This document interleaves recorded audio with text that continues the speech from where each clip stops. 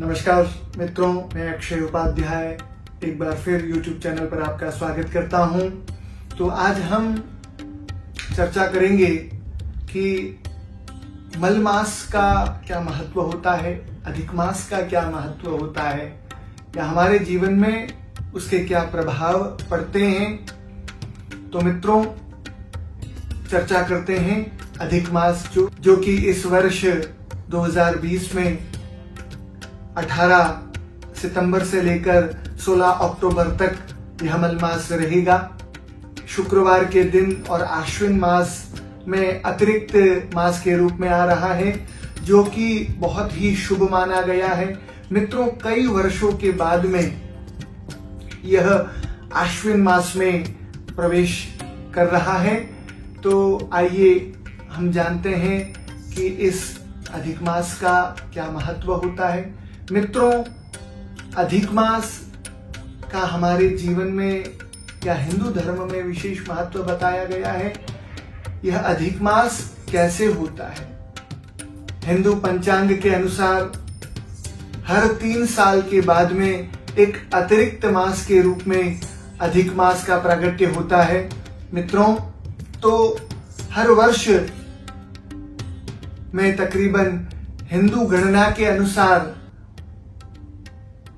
10 दिन अतिरिक्त काउंट होते हैं, जो कि 3 वर्ष के पश्चात 30 दिन पूरे हो जाते हैं, जो कि एक अतिरिक्त मास या एक्स्ट्रा मास के रूप में बाहर आता है।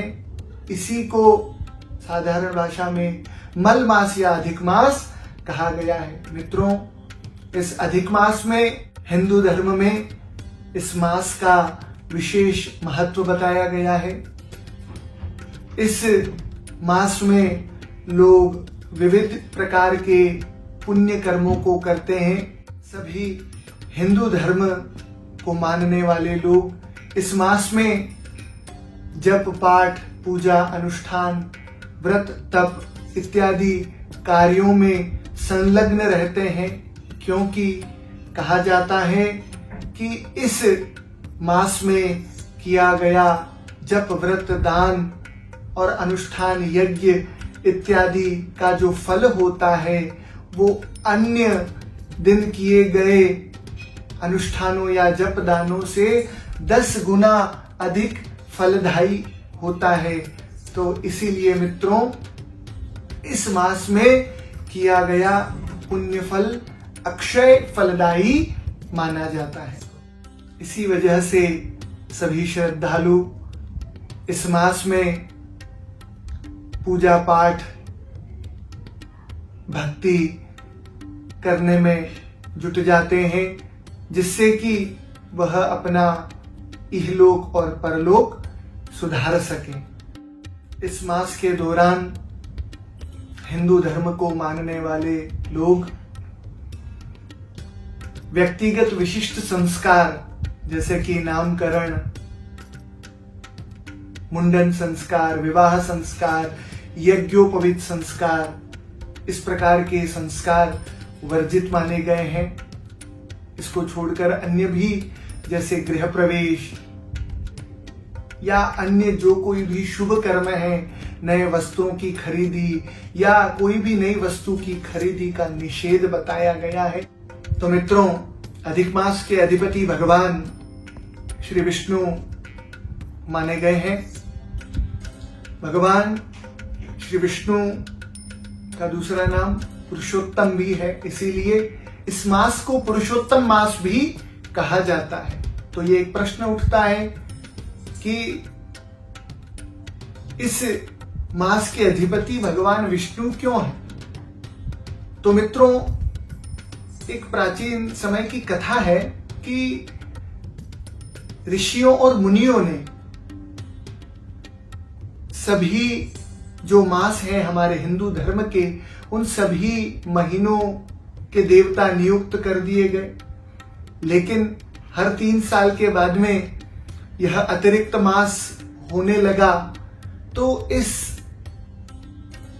मास ने ऋषि मुनियों को पूछा कि भाई मेरा नाम क्या है, क्योंकि सभी महीनों के नाम निश्चित हैं और उनके देवता भी निश्चित हैं हिंदू धर्म के अनुसार। तो सभी जो महीनों के देवता हैं और सभी महीनों ने और ऋषि मुनियों ने आपस में सभा बुलाई और विचार विमर्श किया कि यह अतिरिक्त मास है तो इसे अधिक मास या मल मास इसका नाम दे दिया जाए। तो उस मल मास को बड़ा दुख हुआ, तो वह अपना पक्ष रखकर भगवान नारायण के पास में गया। तो भगवान विष्णु ने कहा कि अरे तुम अपने आप को इतना कमजोर या क्षीण न समझो। आज से यह जो तुम्हारा अधिक मास है उसको मैं अपना नाम देता हूं।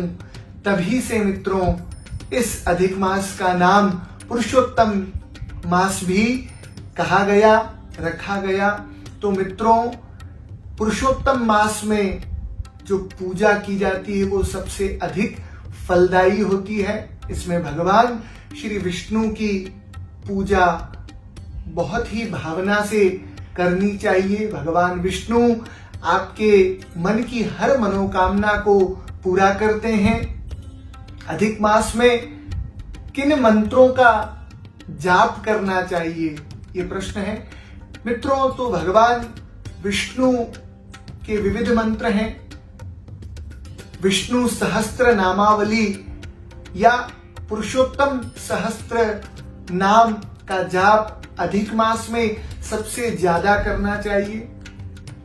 इसके अलावा आप विष्णु पुराण, श्रीमद् भागवत महापुराण, श्रीमद् भगवत गीता का पाठ भी कर सकते हैं जो कि विशेष फलदायी होता है। और मित्रों अधिक मास के अंदर क्या दान करना चाहिए, तो मित्रों केले का फल, पीला वस्त्र, मालपुए,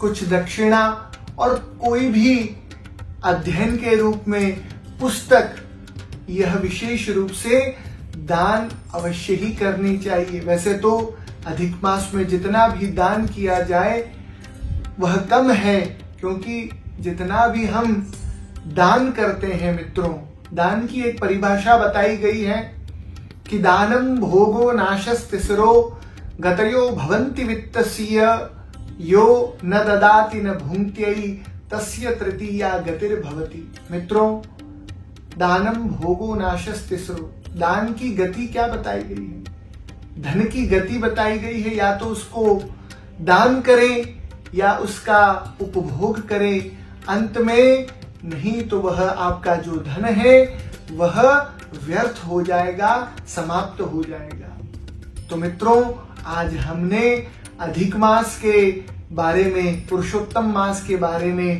चर्चा की। अधिक मास में या पुरुषोत्तम मास में दीपदान का विधान विशेष बताया गया है।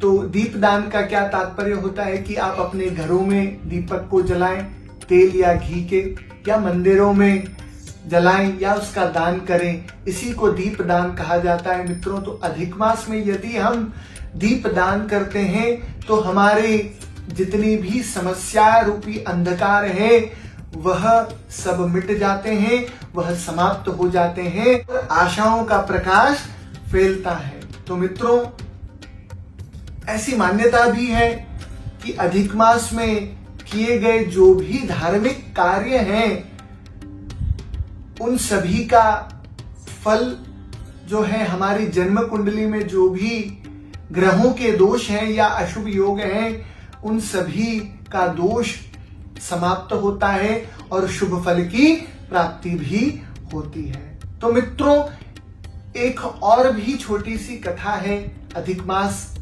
से जुड़ी हुई। तो अधिक मास यह क्यों बना,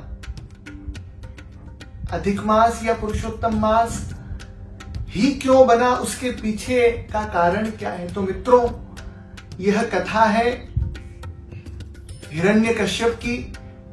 जब उसने वरदान में भगवान से मांगा था कि न मैं दिन में मरूं न रात में मरूं, न सुबह मरूं न शाम को मरूं, न 12 महीनों में किसी महीने में मरूं, न किसी अस्त्र से मरूं, न किसी शस्त्र से मरूं, न किसी इंसान से मरूं, न किसी पशु से मरूं, न आकाश में मरूं, न पाताल में मरूं।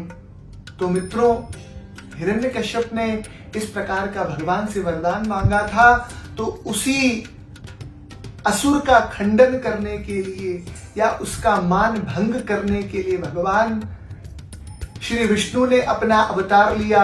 उस अवतार का नाम है नरसिंह अवतार, जिसमें भगवान ने उसका वध किया था एक दहलीज पर बैठ करके, और संध्या काल में उस समय उसे याद दिलाया था कि हे हिरण्यकश्यप, न सुबह है न शाम है, न दिन है न रात है, न मैं घर के अंदर हूं न घर के बाहर हूं, न किसी अस्त्र से मार रहा हूं न किसी शस्त्र से मार रहा हूं, तो मैं आपका जो वध है इन नाखूनों से मार रहा हूं। न मैं मानव हूं न मैं पशु हूं, मैं नरसिंह हूं, मैं पशु भी हूं और मनुष्य भी हूं।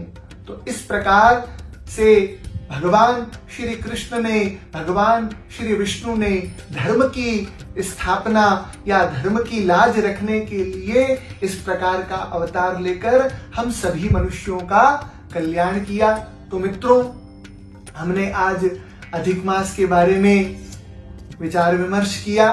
मुझे पूर्ण विश्वास है कि आप जरूर हमारी इन बातों से संतुष्ट हुए होंगे और अन्य धर्म संबंधी जानकारियां प्राप्त करने के लिए हमसे जुड़े रहें। और आपको यदि हमारा यह वीडियो पसंद आया हो तो अवश्य ही लाइक, शेयर और सब्सक्राइब करना न भूलें। धन्यवाद। नमस्कार।